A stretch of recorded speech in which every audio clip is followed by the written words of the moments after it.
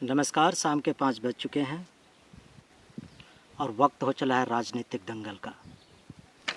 और आज के राजनीतिक दंगल में सत्ता की साझेदारी के तहत बेल्जियम की समझदारी के बारे में बताऊंगा।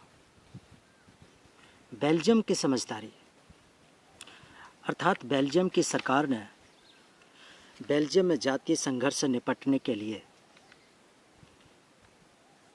क्या क्या संशोधन किया बेल्जियम की सरकार ने,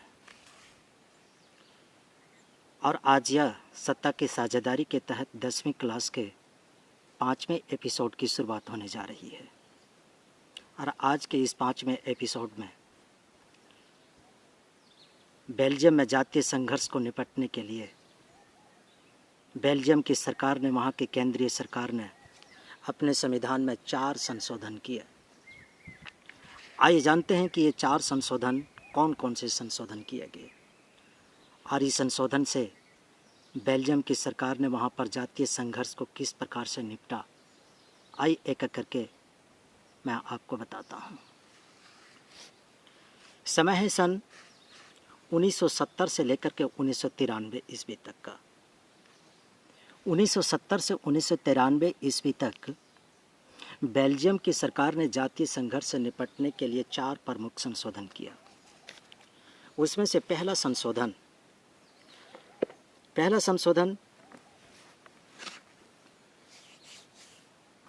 संविधान में इस बात का स्पष्ट प्रावधान किया गया कि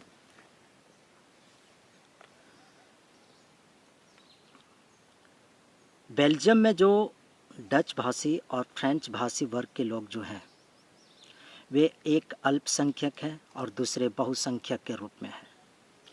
तो बेल्जियम की सरकार ने जातीय संघर्ष से निपटने के लिए पहला संवैधानिक जो संशोधन किया, उस संशोधन में उनका एकमात्र उद्देश्य था कि बेल्जियम की आम जनता अपने ही देश में बेगानापन महसूस न करे, अर्थात बेगानापन को समाप्त करने के लिए ये पहला संशोधन किया। इस संशोधन में सभी लोग मिलजुल करके रह सके और इस संशोधन के तहत केंद्र की सरकार में, अर्थात बेल्जियम की जो केंद्र की जो सरकार जो है, इस केंद्र सरकार में अल्पसंख्यक और बहुसंख्यक दोनों भाषी वर्ग के लोगों को केंद्र सरकार के मंत्रिमंडल में समान रूप से हिस्सेदारी दी गई ताकि बेल्जियम की जातीय संघर्ष को समाप्त किया जा सके। बेल्जियम की जो जातीय बनावट है वह काफ़ी जटिल थी और इसी जटिलता के कारण किसी को अधिक अधिकार दिए गए थे तो किसी को कम अधिकार दिए गए थे। इसलिए बेल्जियम की सरकार ने पहला संविधान संशोधन करके फ्रेंच भाषी और डच भाषी के वर्ग के लोगों को मंत्रिमंडल में समान रूप से अधिकार दिया गया, अर्थात बेल्जियम की केंद्रीय सरकार में अल्पसंख्यक और बहुसंख्यक इन दोनों समुदायों के लिए समान रूप से मंत्रियों की संख्या हो गया, अर्थात दोनों को समान रूप से केंद्रीय मंत्रिमंडल में हिस्सेदारी दिया गया। तो ये था पहला संशोधन। दूसरा संशोधन केंद्र सरकार ने, बेल्जियम की केंद्र सरकार ने यह किया कि बेल्जियम की केंद्रीय सरकार के अधीन ये सारी शक्ति नहीं थी, लेकिन ये दूसरे संविधान संशोधन करके शक्ति का बंटवारा किया गया। और इस शक्ति के बंटवारा के तहत पहले जो वहाँ पर केंद्र सरकार के अधीन जितने भी सारे राज्य सरकारें थी, ये सभी राज्य सरकारों की शक्ति केंद्र सरकार के अधीन होती थी, लेकिन ये दूसरे संविधान संशोधन के तहत राज्य सरकारों को भी अपनी अपनी शक्तियां प्रदान की गई, अर्थात राज्य सरकार, बेल्जियम की राज्य सरकार अब केंद्र सरकार के अधीन नहीं रही। और इस प्रकार से बेल्जियम की सरकार ने यह दूसरा महत्वपूर्ण संशोधन किया ताकि बेल्जियम में जो जातीय बनावट है और वहाँ पर जो जातीय संघर्ष की जो स्थिति, जो जातीय संघर्ष की जो स्थिति, जो उपजने की जो स्थिति बन रही थी, इस स्थिति से निपटा जाए।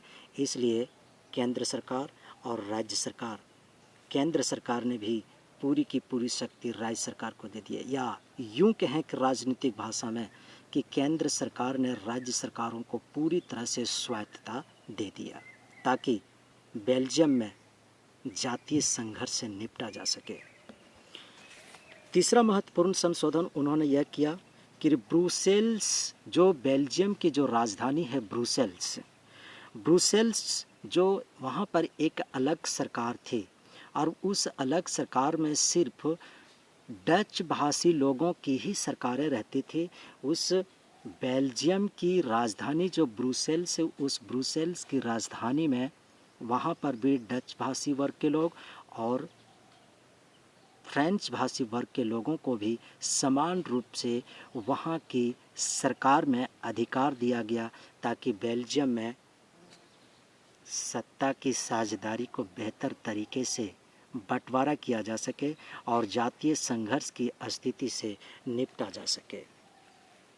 चौथा महत्वपूर्ण संशोधन बेल्जियम की सरकार ने अपने संविधान में यह किया कि भारत में जिस प्रकार से 3 स्तर की सरकारें होती है, केंद्र सरकार, राज्य सरकार और स्थानीय सरकार, तो वहाँ पर मैं पहले भी बता चुका हूँ कि बेल्जियम की सरकार ने राज्य सरकार को भी स्वायत्तता तो दे दिया था, लेकिन स्थानीय सरकार में स्वायत्तता नहीं दी गई थी। तो ये चौथे महत्वपूर्ण संशोधन में, अर्थात वहाँ पर बेल्जियम में एक प्रकार की संघीय सरकार की ढांचा को अपनाया गया। अर्थात संघीय सरकार के ढांचा के तहत क्या होता है कि इसमें 3 सरकारें होती है, केंद्र स्तर की सरकार, राज्य स्तर की सरकार और स्थानीय स्तर की सरकार। और इस प्रकार से बेल्जियम की सरकार ने स्थानीय सरकार का निर्माण करने की भी इजाज़त दे दी और इस स्थानीय सरकार को पास शैक्षिक, सांस्कृतिक और स्वास्थ्य से संबंधित निर्णय लेने के अधिकार स्थानीय सरकार को दे दिया। तो बच्चों, आपने अभी जाना कि बेल्जियम में जातीय संघर्ष से निपटने के लिए बेल्जियम की सरकार ने वहाँ की एकता और अखंडता को बनाए रखने के लिए बेल्जियम की सरकार ने इस जातीय बनावट को बहुत ही बेहतरीन तरीके से एकताबद्ध करने का प्रयास किया और वहाँ की संविधान में 4 प्रमुख संशोधन किया। और इस प्रकार ने बेल्जियम की सरकार ने बड़े ही समझदारी के तहत बेल्जियम में जातीय संघर्ष की स्थिति से निपटने में कारगर उपाय को किया। लेकिन वही श्रीलंका ने इसके विपरीत रास्ता को अपनाया, जो कि मैंने पिछले चौथे एपिसोड में बताया था कि श्रीलंका में किस प्रकार से जातीय संघर्ष की स्थिति उत्पन्न हो गई थी और गृह युद्ध की भी स्थिति उत्पन्न हो गई थी। लेकिन बेल्जियम ने समझदारी के साथ कदम उठाया और बेल्जियम में जातीय संघर्ष से निपटने में उन्होंने कारगर तरीका को अपनाया।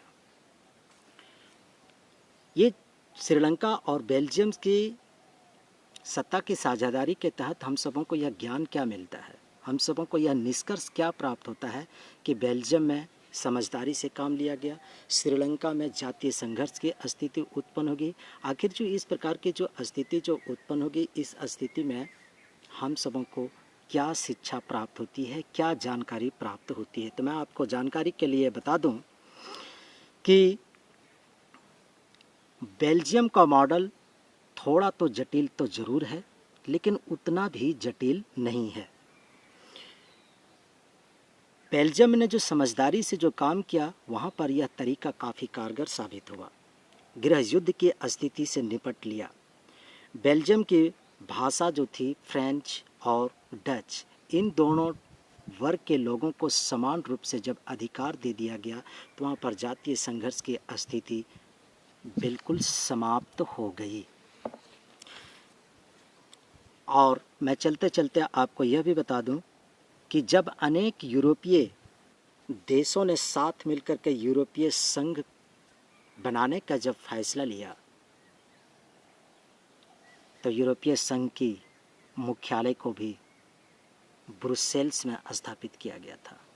और इस प्रकार से भी आप देख रहे थे सत्ता की साझेदारी के तहत बेल्जियम की समझदारी, वह बेल्जियम की सरकार ने जातीय संघर्ष से निपटने के लिए बहुत ही कारगर तरीका को अपनाया।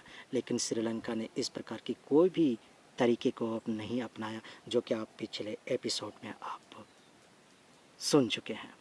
मैं आपको यह बता दूं कि अब मैं अगले इसी वक्त इसी समय शाम को 5 बजे राजनीतिक दंगल के तहत, सत्ता की साझेदारी के तहत मैं अगला 6ठा एपिसोड लेकर के आऊँगा। इस 6ठे एपिसोड में मैं यह बताऊँगा कि सत्ता की साझेदारी क्यों ज़रूरी है, और सत्ता की साझेदारी क्यों ज़रूरी है, इसे जानने के लिए आप हमारे साथ अगले एपिसोड तक बने रहिए। मैं अपनी बात को समाप्त करता हूँ, तब तक आप मेरे साथ बने रहिए। मैं आशा करता हूँ कि आप अपने अपने घरों में सुरक्षित रहें, लोगों को भी सुरक्षित रहने के लिए प्रेरित करें। और आज का क्लास यहीं पर समाप्त होता है। कल पुनः शाम 5 बजे फिर आप लोगों से मुलाकात होगी। तब तक आप मेरे साथ अर्थात मदन शर्मा के साथ बने रहिए। जय Hind. Thank you. That's all.